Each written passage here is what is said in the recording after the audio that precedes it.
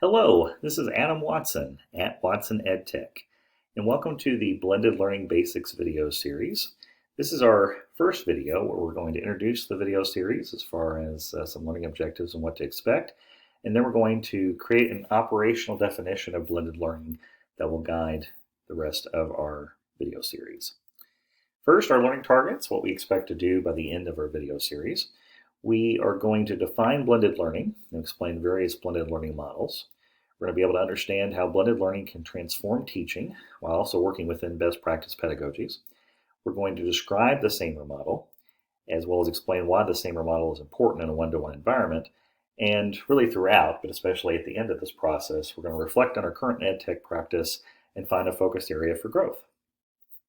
We're going to know that we are successful and we've met our objectives when we have evidence of understanding of blended learning best practices and models, especially by integrating these practices and models into your classroom. And we have evidence of effective integration of SAMR analysis in your lesson plans with students, as well as when you are discussing your lesson plans and your objectives and your process of facilitating learning with other staff members. Throughout, a big question that we're hoping to answer and address is how can blended learning models and SAMR help you reflect on and transform your own teaching pedagogy.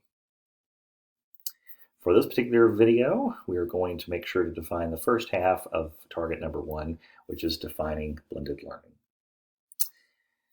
This first quote to kind of set us on the right path is from John Bergman, who is a flipped learning guru. He is one of the pioneers of flipped learning, which is a blended learning model we're going to talk about in a later video.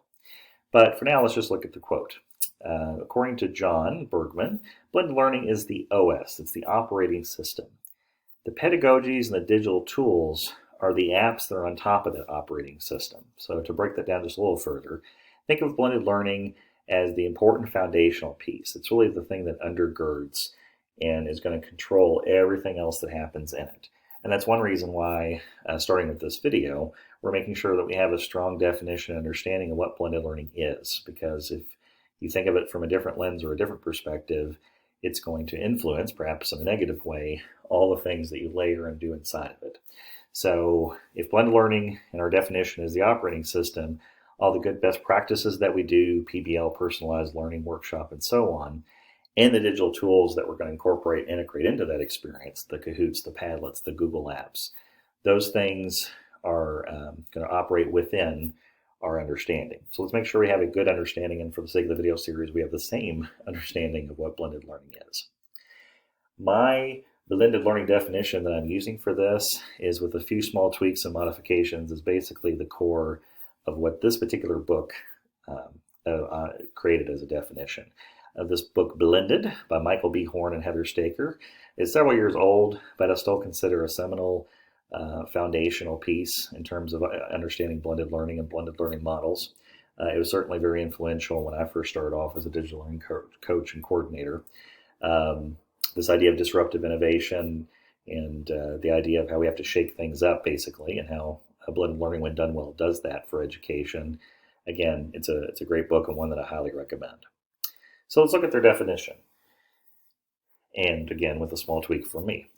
Their definition, the definition of blended learning, is going to be any formal education program in which a student learns at least in part through online transformative learning with some element of student control over time, place, path, and or pace. And we sometimes refer to that as 3PT for those 4 elements there at the end. Now, it's important to break that down. So let's first off look at the underlined word transformative there. That's a word that I particularly embedded and inserted in because I think that blended learning has to have a purpose. And I want to make sure to really highlight the fact that blended learning, when done right and done well, should change things for the better, obviously. So the transformative aspect in the definition is important to highlight. The second thing that I want to highlight is those 4 elements of time, path, place, and pace, which really comes into thinking about learning in terms of a personalized learning environment, which is highly important in the best ways and stages of blended learning, especially in the blended learning models we'll discuss later. Having at least one of those incorporated, if not several at once, is going to be essential to that. So Those are the time, place, path, and pace are things that I want to make sure to highlight from the beginning of this. And the last but not least is the phrase formal education program. Let's break that out and define that. Formal education program, as defined by Staker and Horn, is the idea of a certified professional in the context of a credentialed institution, a brick and mortar, an actual school, that makes intentional and proactive and reactive instructional choices that guides and facilitates student learning. This isn't just a small thing, because really the heartbeat of blended learning, as we'll talk about defining, is the importance of the human element. If you had an experience where your digital experience was perhaps fully online with no or very, very little human element, or any feedback that really helped in an instructional way, then you might have a digital experience, you may have an online learning experience, but that's not necessarily a blended learning experience. Blended learning, which, without belaboring the obvious, is really blending the idea of the facilitation and the process of a teacher, that certified professional, facilitating your learning and working with you as a student. So that's not to be taken lightly. It's important to make that understanding in the context of talking about blended learning.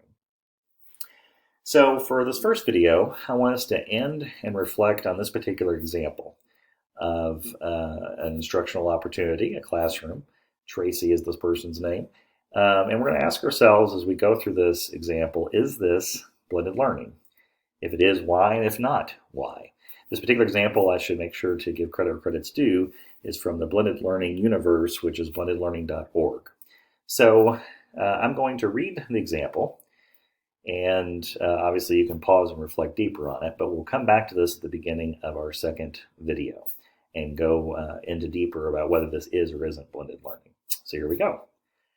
Tracy is a language arts teacher who has posted all of her lesson plans, assignments, and quizzes online so that students can access them at home as well as at school. Tracy's school recently implemented a one-to-one program in which each student has access to a personal computing device.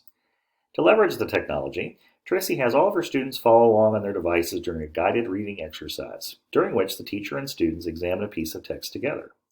After a class discussion on the text, Tracy has the students switch over to Google Docs, where they each write their own agreement or disagreement with the central argument of the text. During this time, Tracy roams the classroom, making sure students are on task and answering any questions that arise. So, reflect on that. Is this blended learning or not? And again, we're going to come back to that at the beginning of our second video in this series. Thanks for listening.